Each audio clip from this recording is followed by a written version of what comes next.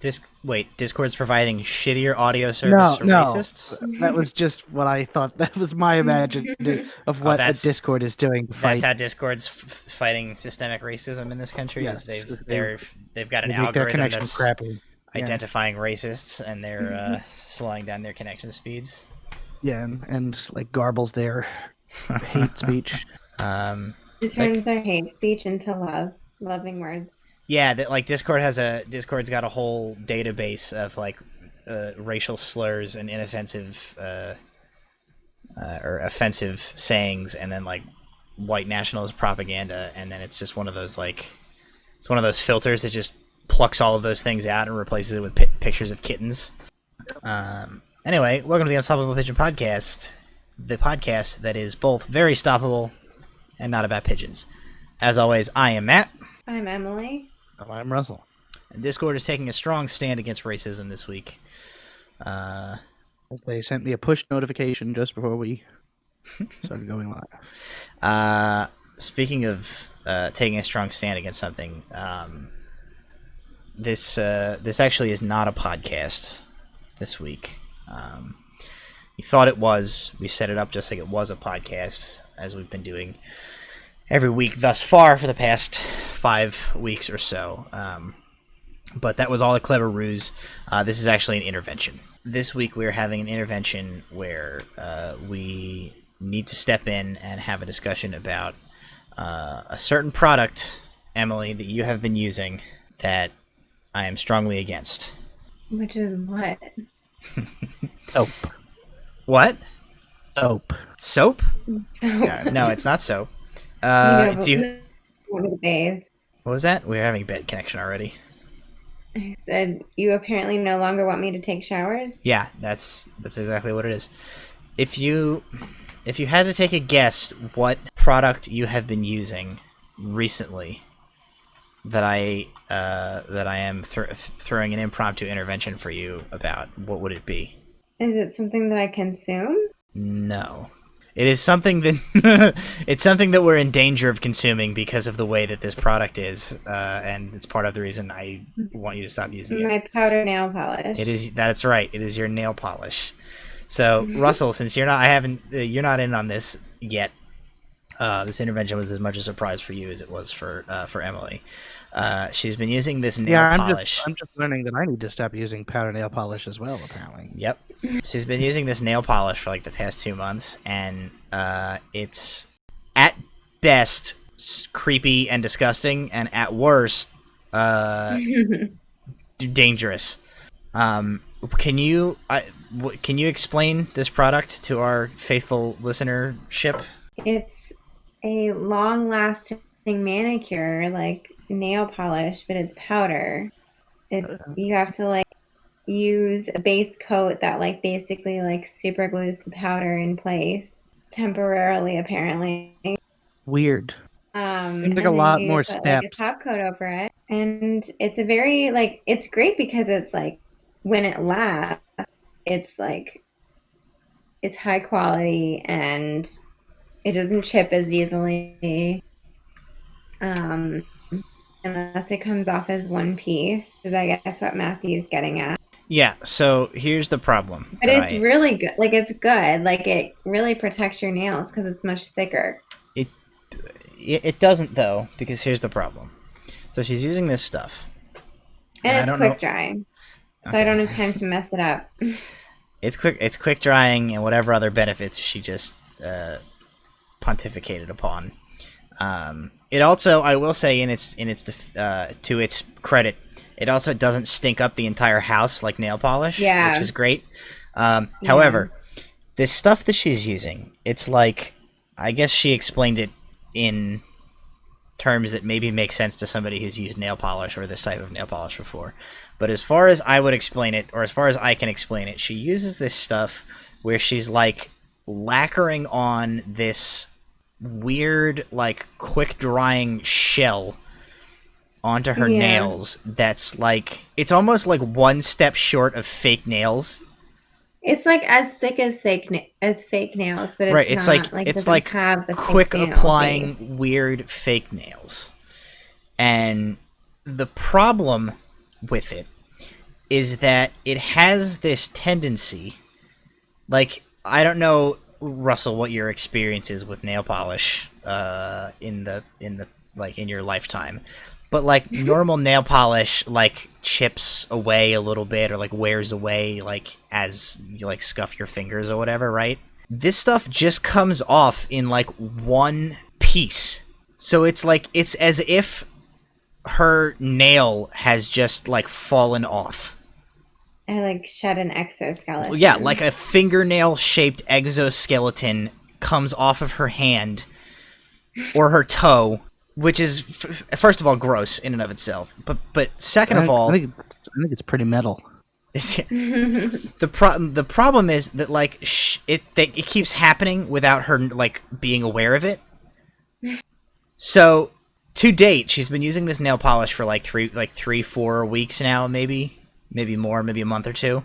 To date, yeah. I have found on 2 separate occasions, I have gotten into my bed at night and like gotten into bed and been like, what the hell is this? And then reached in and pulled out like a dried husk toe shaving. So that's 2 separate occasions I've done that. I have reached into like the sink while cleaning dishes and pulled a like severed fingernail out of the sink drain in our sink. And she came home from work one day and told me, I lost a nail while I was at work today. I'm very nervous that like one of my shedded fingernail things is in like a client's house. Yeah. Well, that's the next step that I'm concerned is like, it's bad enough that you're wearing this nail polish and it's like disgusting and grossing me out. But like you now have a product that has a clear proclivity for like sloughing off in disgusting scarab beetle-esque solid pieces. Like what are you gonna do if like a piece of this nail is like dislodged somewhere that it's not supposed to be? Well, it was okay because it ended up being in my lunchbox. Perfect. So there's no problem at all. I found it in my lunchbox. Because the shedded nail ended up in your lunchbox where your food goes. I guess I don't find it as gross as you do, but because to me it's not like it's a real fingernail. If she was like, she was constantly like losing fingernails, that'd be gross. But it's not a real fingernail, but it really seems like it because it's the exact like size and shape and texture and density of a real fingernail. So it's like... But I think out of context, you wouldn't know it was a fingernail. If you just like happened upon it. I feel like you would. Especially considering I have now had to find at least 3 of them on 3 separate occasions. And I know that they're not real fingernails, but they're so realistic that it still creeps me out just as much as if they were. I just have to be more careful about them. This is like, to me, this is crazy that this product can get away with like what kind of a nail product is this that it's just, you put it on and then within like a day or two, just like an entire nail worth of nail polish can just like eject itself from your hand and end up in some mysterious location. A day or two later. It's like over a week later. I don't know about that. It is. I feel like you lost those 2 toes within like 2 or 3 days of doing. Well, it apparently does not last on toes. I can't use it on my toes. I just tried that one time. I don't know. Clearly, I'm in the minority, being disgusted by these. It looks so much nicer than regular nail polish. Sometimes you gotta suffer for beauty. Except she doesn't. Except she's not suffering. I'm suffering because I have to find the discarded husks of her nail clippings all over the house and in my bed. They're not nail clippings. Yeah, that would be real gross. It's just essentially like a paint chip. Yeah. I don't know. It's like if I say now that you know that they gross him out, Emily, you should just start just save them up. Save them, hide them places. I think we should paint my nails with this stuff, and then I'll start losing them places, and we'll see how you feel when you find you find like a hot pink discus of dried paint in this like the shape of my big toenail. Well, your toenails are gross compared to mine. This is a common fact, though. Men usually have gross feet. Yeah. Like, my nails are dainty. Like, my toenails are dainty. So, in college, being a theater major, oftentimes you have classrooms in rehearsal spaces that have special floors that you're not allowed to wear, like, shoes in. So we spent a lot of, like, classes either in socks or barefoot, and we had one of our professors barefoot. Yeah, or in socks. That would freak me out. Because you can't walk on the floor. Yeah, it was weird. But like he had the nastiest like falcon feet, gross, disgusting feet I've ever seen in my entire life, and like it was like hard to listen to anything he ever said if like his feet were visible. I feel like you have to plan accordingly those days and wear socks. And like bring socks with you. Oh, like he was all about like not like taking his socks off. That's bizarre. Yeah. And I'm like, if I had feet that looked like yours, I would staple socks to my feet. Well, maybe it was because he did have falcon feet. Maybe he's one of the X-Men. Yeah, Falcon Feet, the X-Man. No, I was gonna say that maybe he had to, like, if you were a person who had extremely unmanageable toenails and like foot conjunctivitis in general, you would medical advice. Yeah, but you probably also would want to like let those puppies air out as much as possible. Well, air them out in the comfort of your own home. Maybe he was like 8 hours a day teaching classes and containing them in shoes and socks would have been. Well, he barely maybe taught 4 hours a day. This is a college professor. Oh well. It was also the same guy who for movement class would come from his office, and change into his movement clothes like in the classroom. What? So. Is that allowed? I guess. I mean, in the theater world, like, nobody really cares about, like, people changing their clothes. Like, you get very used to it. I feel like there should be no situation in which, like, it's cool. It was definitely... Like, it's creating it like creating like an accidental situation where you, as like a 60-year-old man and like authority figure and professor, might accidentally show your balls to a classroom full of people. Yeah, it was definitely always weird that the professor did, and we never understood because it's like you're off before you come to this. Like you come from your office where you could have changed. Is there any way that this man is like messed up? Well, I mean, he was like hoping to accidentally reveal himself? No, I mean, no. And I am envisioning that this is, like, he's changing from, like, normal clothes into, like, a black unitard with, like, a skull cap. No. Okay. It would essentially be like he'd change out of, like, jeans into, like, sweatpants. So you saw, like, his underwear? Yeah. That's weird. Yeah. Did he use his clawed prehensile feet to like take his like they like fold up his jeans with his feet? It's one of those things where when you talk, like when theater people talk to non-theater people, that's when like we realize how weird things are, because to us it's just like, yeah, people just took their pants off and nobody cared or even gave a shit, and everybody else was like doing their own stretches. It's just one of the many things that's weird about the theater world. I guess I don't know. I feel like that's like that can't possibly be a thing that is okay forever. I feel like the day of reckoning is coming.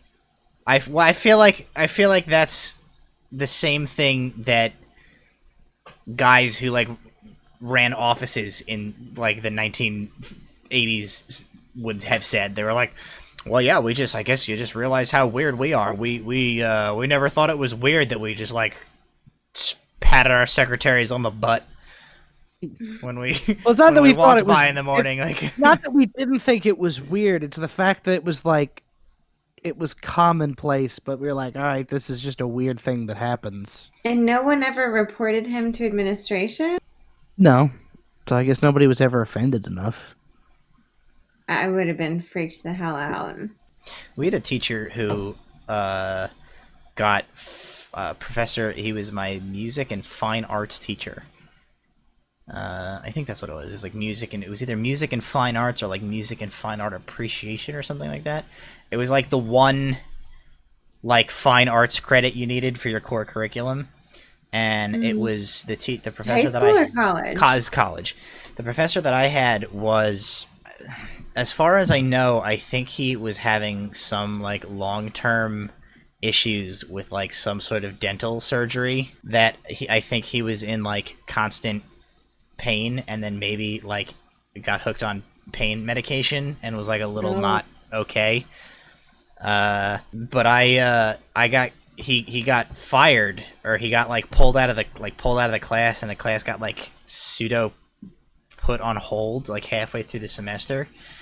And I got brought into like the head of the department's office because they like brought in every student in the class and like asked them about like what things that you had seen in the class or whatever, because apparently some kids were like being like crappy during his like while he was trying to lecture or whatever, which like it was a core credit art appreciation class, like no one gave a shit about being there. But apparently some kids were like being disrespectful or something like that, or weren't talking, and he like threatened, or at least as I heard it later, he like threatened that he like something along the lines of like this behavior, this like when kids act like this is what makes teachers want to shoot students or something like that.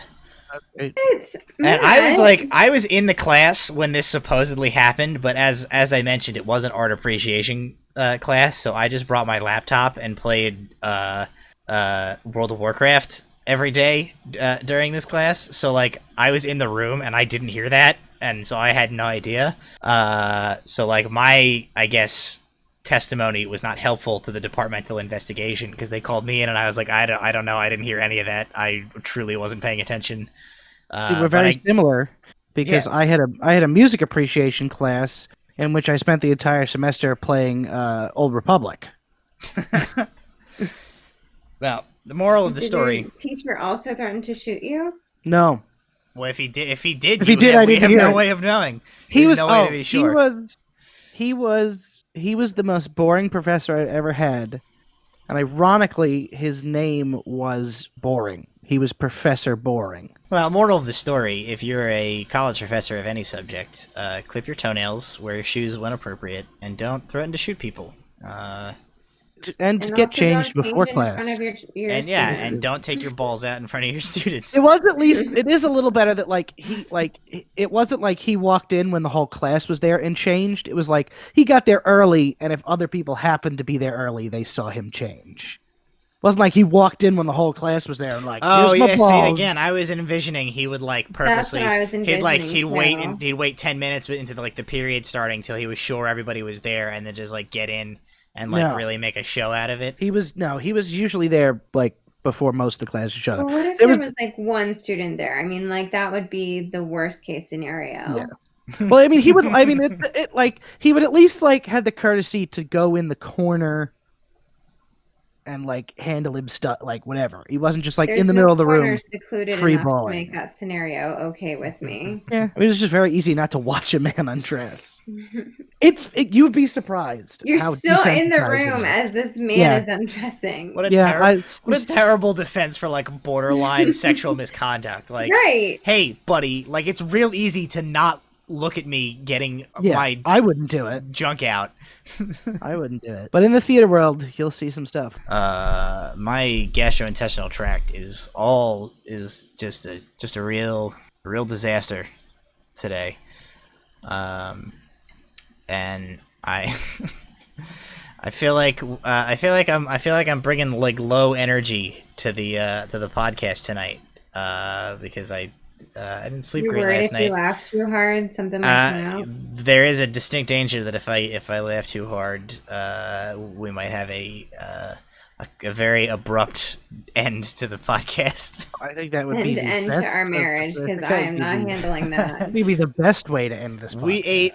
So we went into the city yesterday because we had to. I talked about this a little bit. We Russell, you and I and Jason recorded a first episode of a Last of Us playthrough, and I talked about this with you guys a little bit yesterday. But we got tacos from this taco place in the city near where your Emily, where your like vet school apartment was, because we had gone in to like get like do the it was like the final farewell to the apartment as like your lease is coming to an end and you're like moving back into Jersey and your roommates are dispersing, and so we like got lunch while we were in the city, and there was like 4 or 5 different types of sauces, right? Mm-hmm. And there was like a green one. It was like the salsa verde one, right? So like, oh, that's not spicy. And then there was like kind of a regular hot sauce looking one, and then there was like a really deep red, aggressive looking hot sauce. And then there was one that was like really pale. And one of the people that we were with, they said like, oh yeah, this pale one. They told us that one's like really spicy and like be careful, like, and so everybody was like, oh, like we'll stay away from that one, and of course me being the person I am, I was like, give me that bad boy. So I ate 2 tacos, which I put on both of them this like pale death hot sauce, as well as like the really dark aggressive looking one. And it's been really your fault. It's been it's absolutely 100% my fault. Well, I'll tell you what, I don't. I suspect that's going to be the case, but we're still waiting. We're still waiting for that. It's been over 24 hours at this point. I do like my insides feel like they're in the process of like disintegrating and melting right now, and I am worried that whenever I do regain the ability to go to the bathroom, I am going to die. Maybe you just thought you ate tacos, but in reality, you're like that guy in The Dark Knight that the Joker put like a bomb attached to a phone in him. Maybe that's really what happened to you. Oh, should I be like checking myself for like impromptu like surgical incisions? Or like a cell phone shaped lump.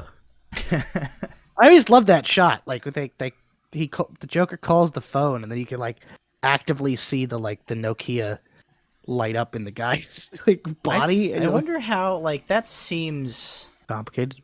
Like it wouldn't work. Like I feel like your skin is too opaque to the cell phone light wouldn't show through. Yeah.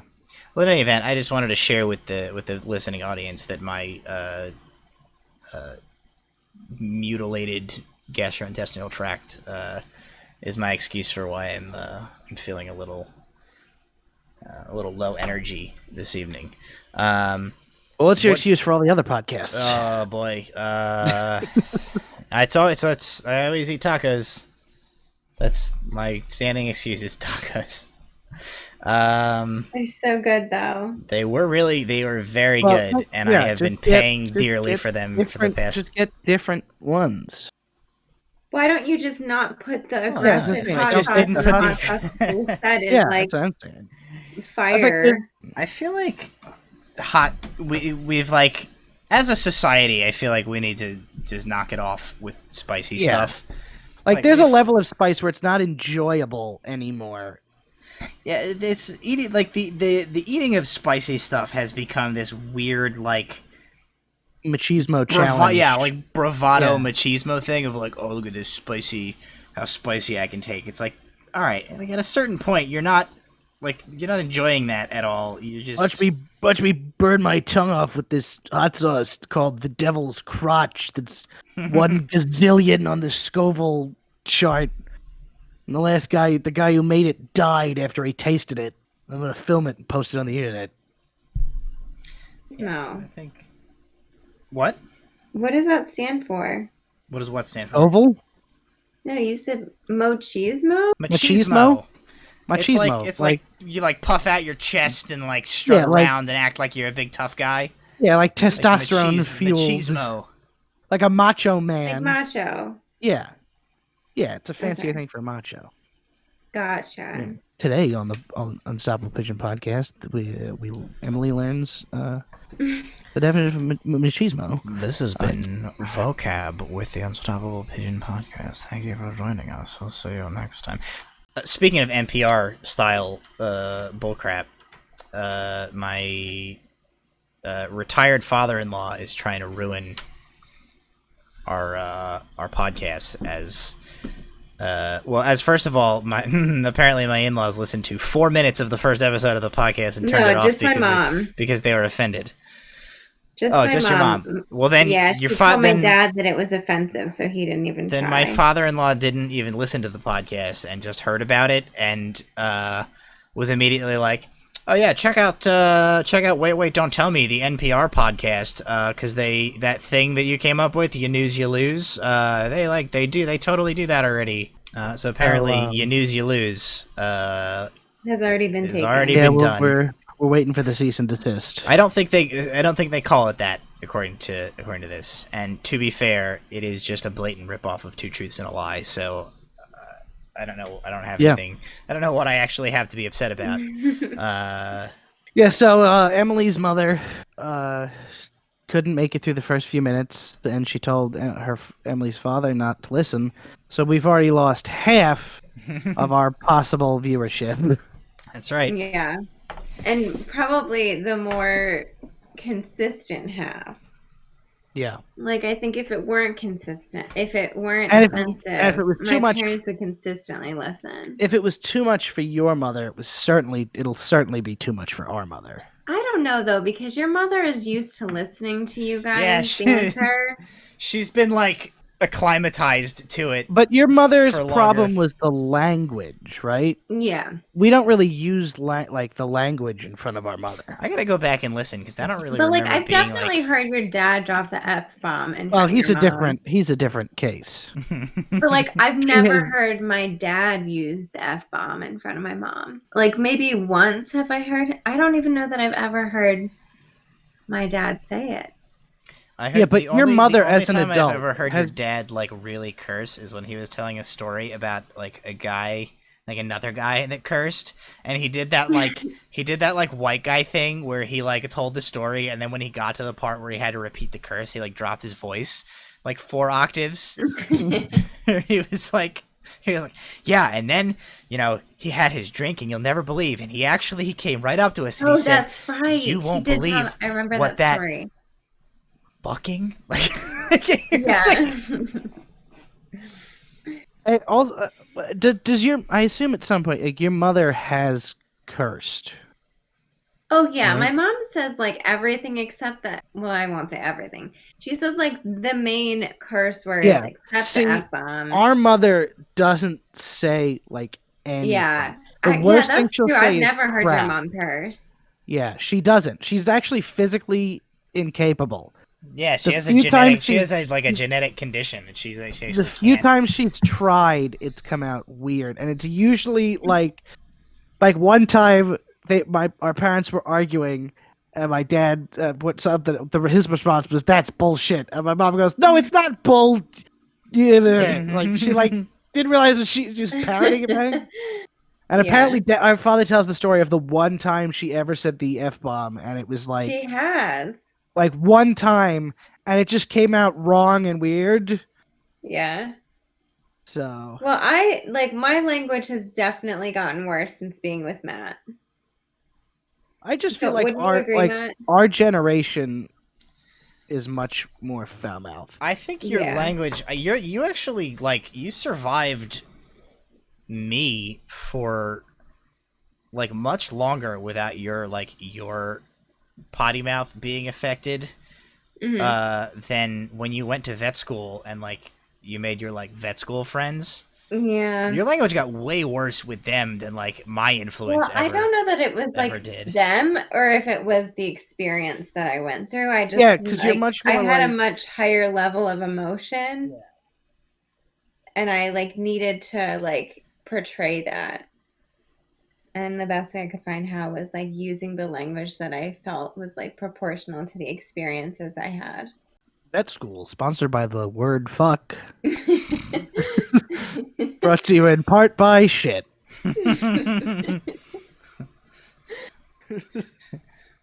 That would be a joke. That would be a joke that our mother would hardly roll her eyes at, and our father would piss himself. Yeah.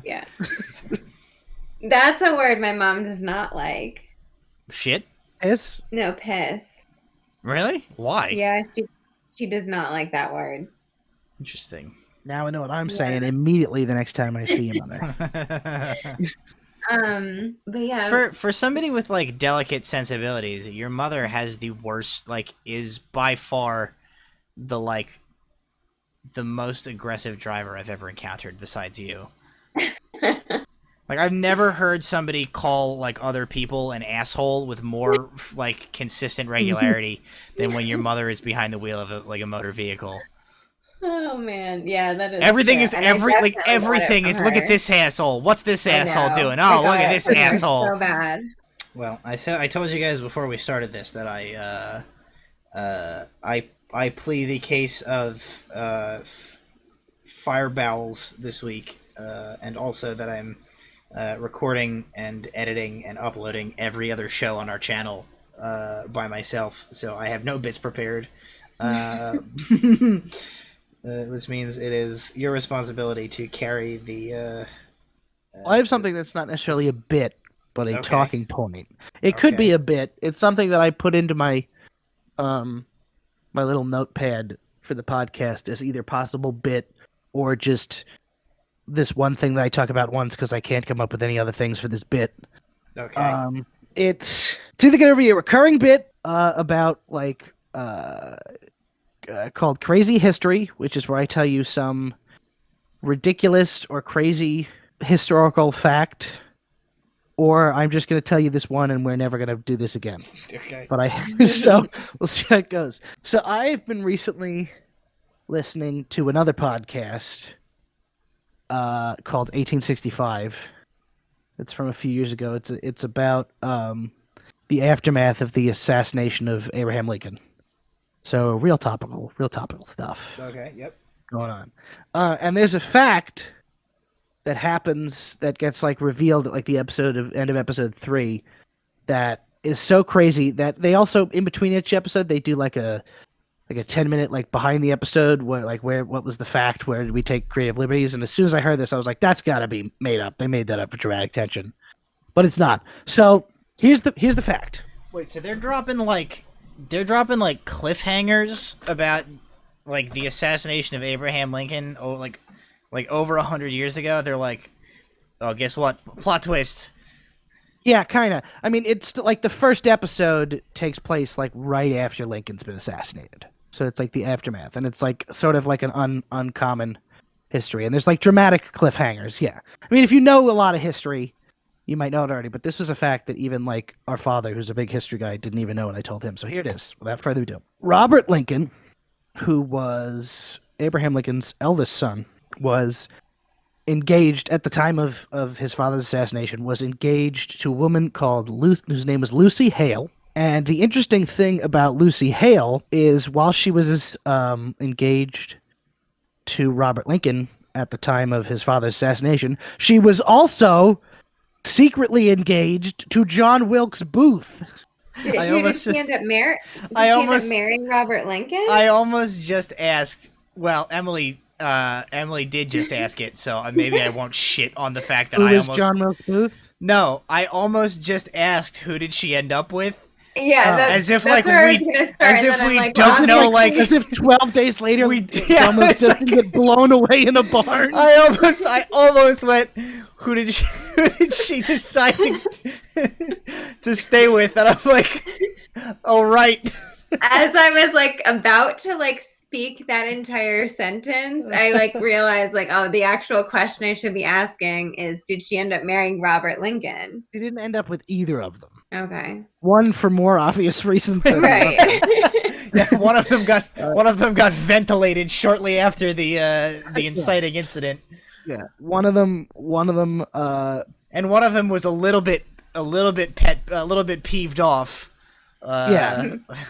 Yeah. So apparently she had met Booth. Your side piece shot my dad. Yeah, she had met Booth like years earlier, and fell in love with him, and introduced him to her father, who was a senator, a strong abolitionist senator, which means he was like anti-slavery and everything. And she introduced him to her new boo, Johnny Wilkes Booth. And he was like, "Hi, I'm John Wilkes Booth. I'm an actor and also a flaming racist who is actively rooting for the South."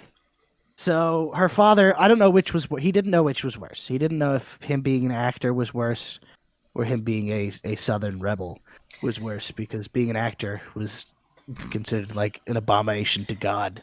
Hey, can I make a marital request? And number one, preferably if you could, like, if at all possible, I'd prefer that you not like have like a secret other lover. But like, as an addendum to that, can you also make sure that if you ever do find yourself in that situation, they don't ever like feel like they need to be in a position where they have to assassinate my dad? Yeah, that'd be. I'll do my best. I mean, I'm not into that. Yeah. So he wasn't fond of that. So he said like, "Nope, you can't be with you can't marry John Wilkes Booth." And at that time, he also lost his re-election to be a senator. So he then went to President Lincoln and was like, "Hey, make me ambassador to Mexico so I can move to Mexico and take my daughter away from this man that I don't want her to marry." And that happened. And then he was like, "So you have a choice. You can either stay here in D.C. with all your friends and marry somebody respectable like Robert Lincoln, or we're going to move to Mexico and you're going to be sad and lonely." So she was like, "I guess I'll try and court Robert Lincoln." And then John Wilkes Booth blew his daddy away. And then he was like, "I'll fix everybody in this situation." And then it came out that she was supposedly seeing him, and then the investigators went to her house. She was like, "I swear, it was nothing. I told him no, whatever." And then the next day, she had apparently talked to a newspaper and was like, "John Wilkes Booth is innocent, and I love him, and I want evidence to prove his freedom." And then the investigators came back and they were like, "Hey, Lucy, what the fuck? You just told us you didn't even really know him." And then when they shot John Wilkes Booth, they found a journal in his possession that she had been feeding him intel about like Lincoln's movements and stuff. So good.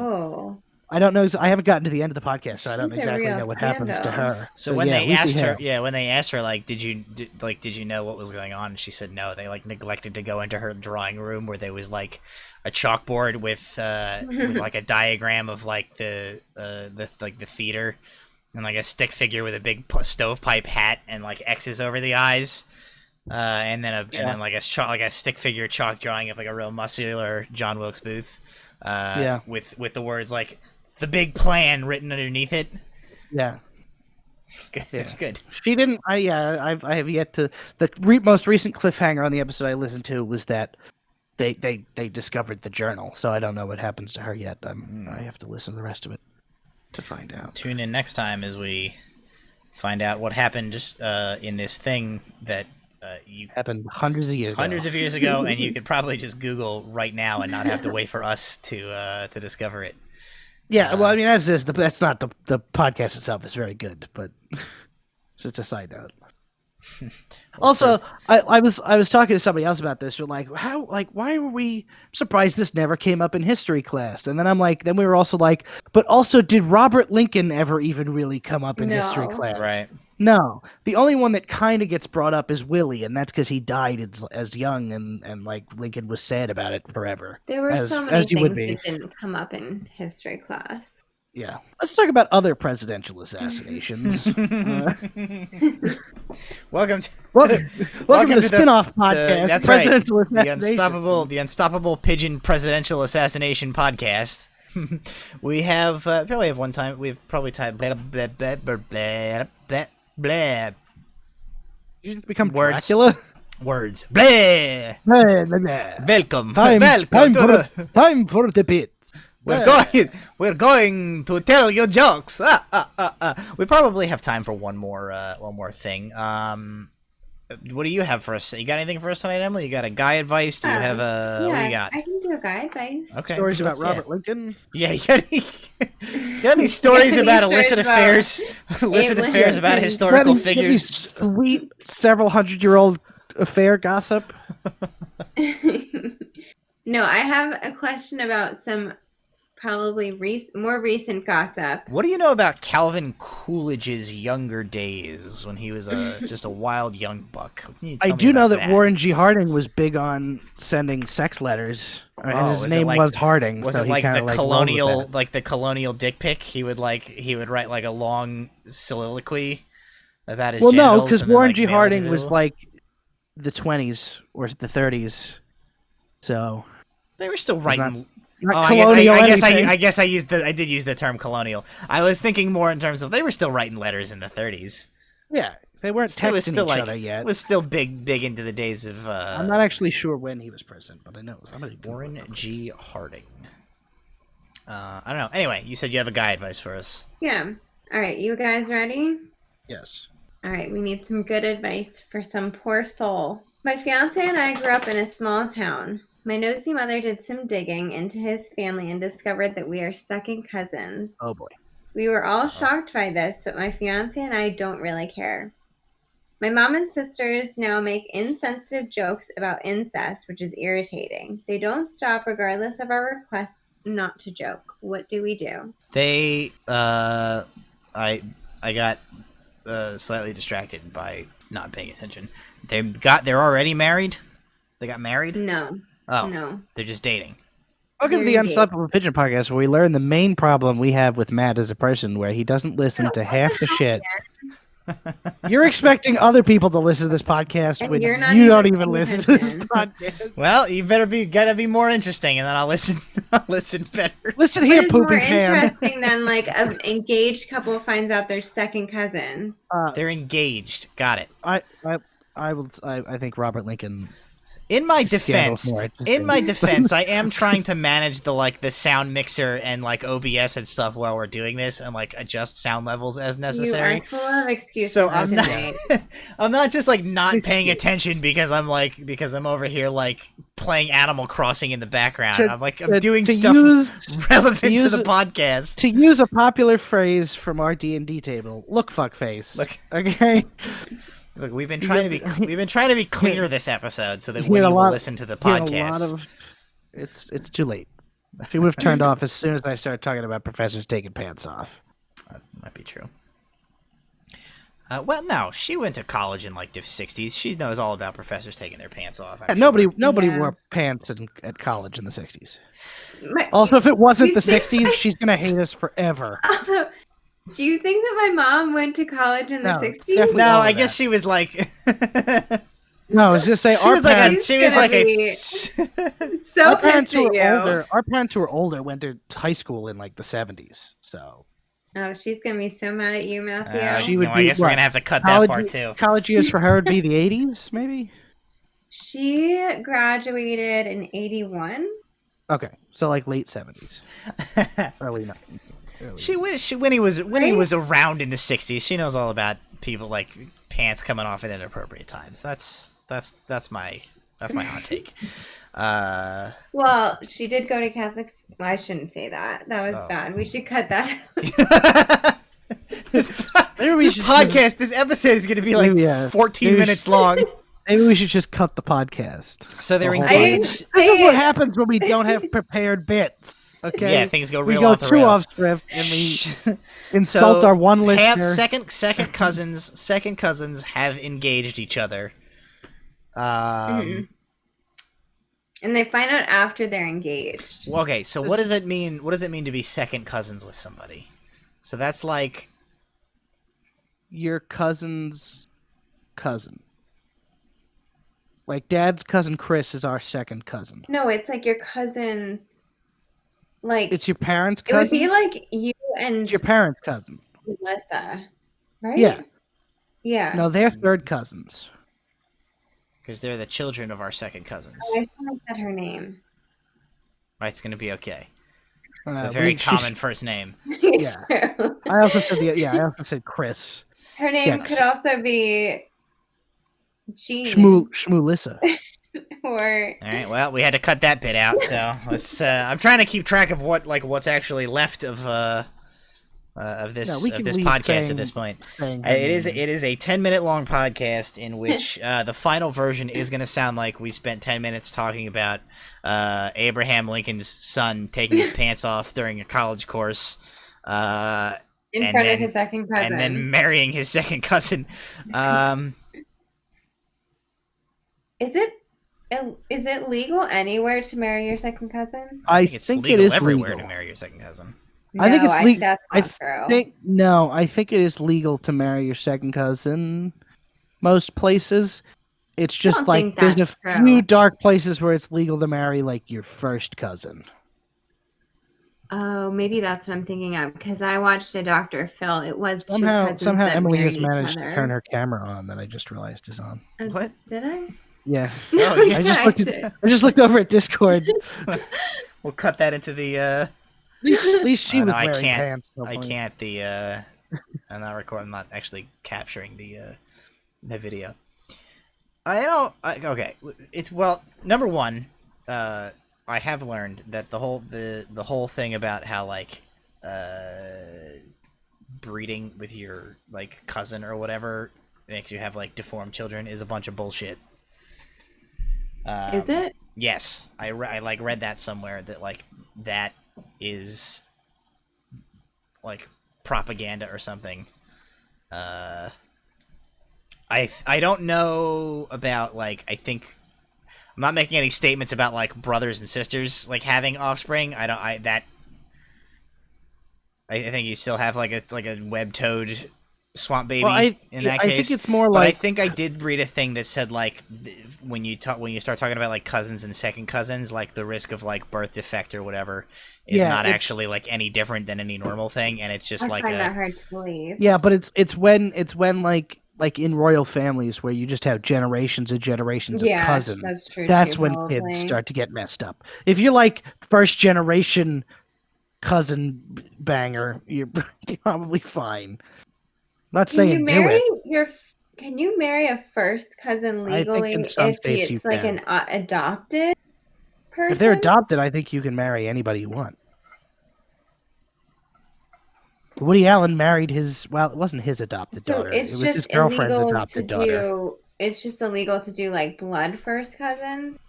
Again, I think it's somewhere. It's legal somewhere. This is the worst episode of this we've recorded. Like, I think we should throw this whole recording out. This whole. I think we saved. I think we saved the Robert Lincoln bit, and that's it. I think you just put the Robert Lincoln bit in like. I think we put episode. This entire recording in a hole in the ground, and we pretend it didn't happen. Yeah, the whole what an absolute waste of everyone's time and energy this has been.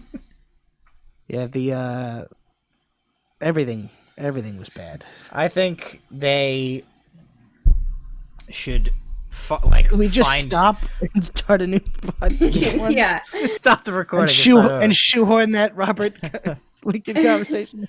Welcome to the Unstoppable Pigeon Podcast, a podcast that is both very stoppable and not about pigeons. I'm Matt. I'm Emily. And I'm Russell. So marrying your second cousin is legal in how I have fire diarrhea, and I want to know about marrying your cousins. Let's talk about it on today's episode of the Unstoppable Pigeon Podcast. Oh, man. This whole operation is quickly falling apart. This whole operation is apart. I have no advice for the people in these scenarios. I hate to break it to them. Yeah, I don't know. Guy advice. My literal only advice was to like find a deeply personal, sensitive subject about her. Whatever it was, her mom and her sister or whatever that were making jokes, and then just like make insensitive, vicious attacks against them until they stopped. Yeah, You're like, okay, Aunt Barbara, your first husband left you for a secretary. Yeah. Shut up. Your first husband had a secret affair with a person who assassinated a president of the United States. You have no room to talk. With Warren G. Harding. I have actually no idea what's happening right now. This is like what would happen if. Yeah. Well, that's it. Mm-hmm. Good night, everyone. This is what happens when like Matt is allowed to just like take over. Wait a minute. You're not throwing this on me. What did I do to take over? You need structure. I specifically said I'm not bringing anything to the table tonight. This is on you guys. No, this is what happens before we started recording, you were like, I think that it's better if we're like more like unstructured and not like bit heavy. And then like this is what happens. I am not entertained.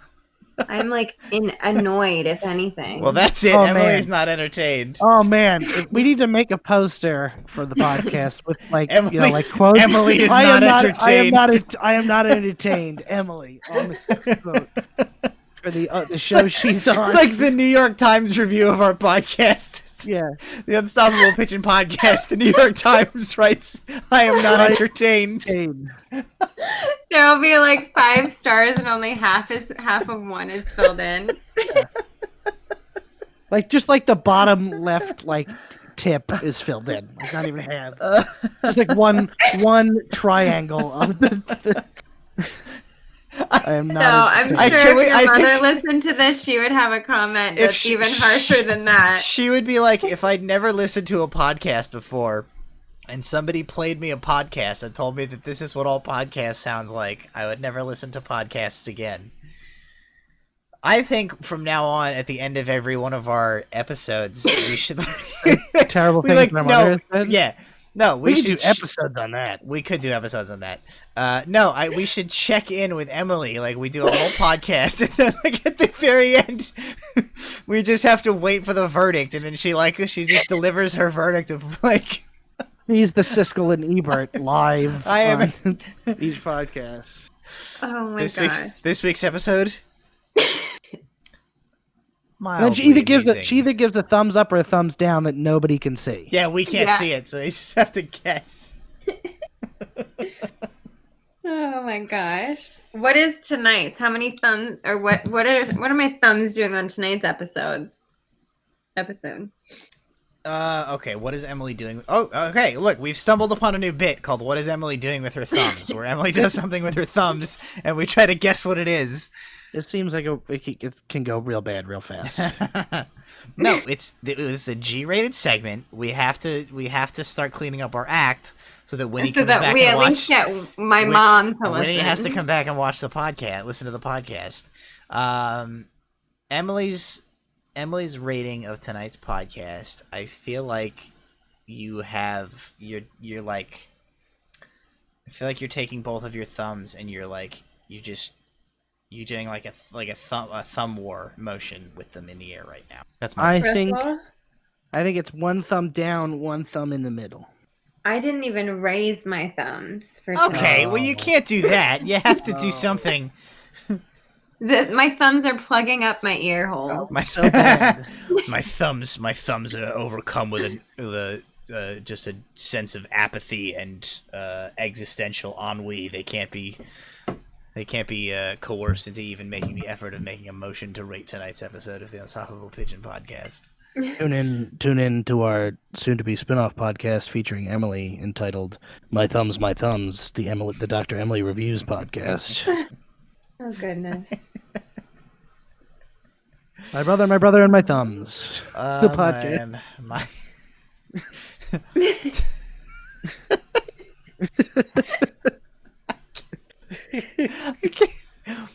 I'm not entertained. Shit. Okay. Like, I guess just wrap it up. We're done here. Emily's not entertained. I would love to, like you go to a Broadway show, and like right in the middle of it during like another one of like somebody's songs, like one of the other actors just goes, "I am not entertained," like live on stage. I've never seen anybody live review their own project. Well, this is where it starts. She points at one of the other actors and goes, "This is what happens when we let Craig decide what we're gonna do with the play. I'm not entertained." And then the show is canceled on the spot. I think the thing is like, Matt, you talk a big talk, and you eat a big taco. You're loud, and so you don't even hear my voice when I like talk in opposition of you. But I think that what we learned from this is that you're wrong. You were just the adults in Charlie Brown of this podcast. You just walking around going wah, wah, wah, wah, wah, and bringing nothing. This is like a glance behind the curtain. Well, you know what? The most entertaining part of this night was when I said I wasn't entertained, and we did a bit about it. Usually, where the part where she like shits all over me about what I'm bringing to the podcast game. Yeah, it does not take place in the actual recording of the podcast. Usually she breaks down my spirit off air. Justice, because the one review I did hear from somebody who I know that listened to part of it said that we were sometimes like ganging up on Emily. See? So. Maybe y'all should listen. Shut your mouths for 1 second and listen to my quiet voice, because I am the voice of reason. Okay, welcome to the portion of the Unstoppable Pigeon podcast where we let Emily host, and we're not going to say anything. Take it away, Emily. All right. Y'all pieces of crap.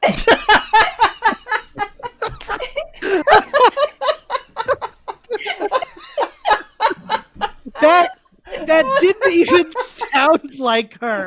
I've never heard anything like that out of her mouth.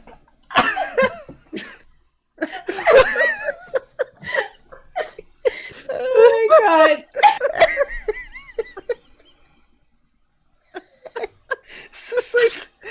It's like Emily's Def Jam podcast segments. Tune in next week for Emily's slam poetry, y'all pieces of crap. That may go down. That may go down as the funniest thing that's been said in any of these podcasts. Oh my god. Oh, I'm crying. It was the pause too, just like the pause, and then y'all pieces of crap. See, it wasn't. It was a pause, but it wasn't that much of a. Wasn't that much of a pause. She it was at the tip of my tongue. She didn't have to think about it that hard. Oh my god! I have nothing else to say. Well, good, because I got something to say.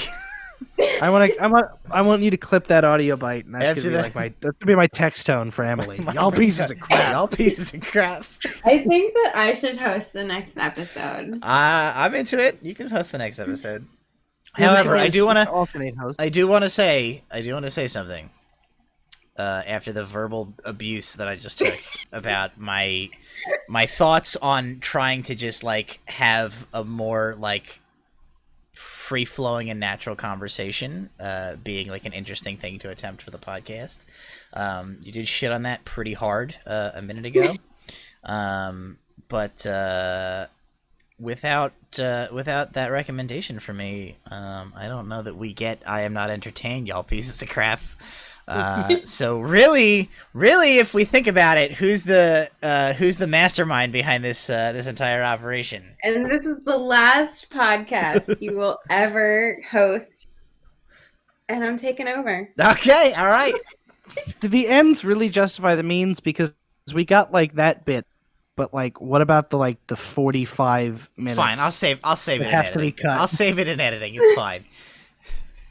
You're going to have to do a lot of work to this episode. It's not it'll be fine. Oh boy.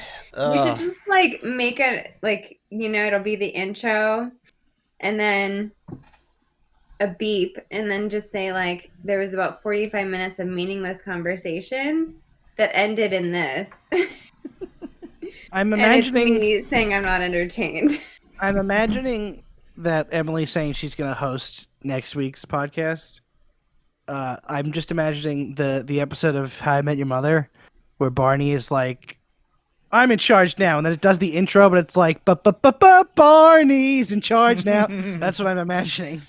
I'm into it. She can take over next week's episode, so that means the responsibility of coordinating when we're gonna record, and figuring out what we're gonna do, and making sure everybody has their stuff prepared. And also, you're gonna have to learn how to use. Emily has usually been the one to decide when we record anyway. You're gonna have to learn how to use all of the audio software. No, I'm not doing that. Not part of and you're gonna have to do all the mic checks beforehand.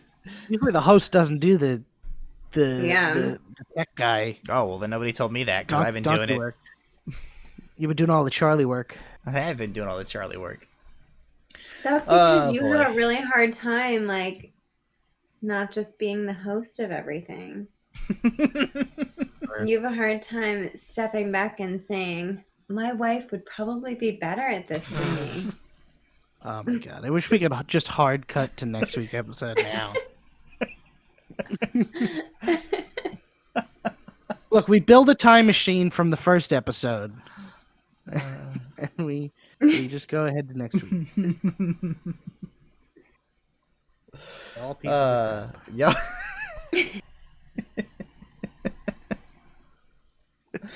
I will say, I don't know that I've ever heard her say it's really y'all Matt. before. I don't know that I've ever heard her say y'all before. Wait a minute! Did you just exclude Russell from getting called a piece of crap? I feel to bad. make sure. I feel like I can't call him a piece of crap. And I was the one who threw her under the bus, saying she's now going to host. I am. You know what? No, I take it back. You both are pieces of crap because you both talk over me, and you both gang up on me. Enough that someone from the outside world pointed it out in one episode. So I take back what I've taken back. It is in our family. If you don't yell over the other person, you don't get hurt. It's true. You've been to family dinners. I should wrap this up, and maybe hastily more so before I get roasted any harder on this week's episode. Tune in next week when we retitle the podcast "Roasting Matt." Yep, that's Emily's like spin-off podcast on our network. It's just like she just does like she does commentary over all the other content we produce. Yeah, she just watches all the other stuff that we make, and then like. And here we go again. This is where Matt's voice just covers up mine again. Was that a commentary on something I was doing right now, or was that an example of the commentary on your? That would pretty much be the commentary. Okay. Oh, goodness. Well, thank you for joining us on this week's episode of the Unstoppable Pigeon Podcast. The final episode of the Unstoppable Pigeon Podcast, as my spirit has been broken, and I don't have the will to continue any longer. Last week's could be the final Unstoppable Pigeon Podcast, because this one may never see the light of day. Join us, join us next week for whatever the new version of this podcast is called, where Emily is in charge, and we see what that looks like. So thank you for joining us, and we will see you next time. Toodles. Y'all pieces of crap.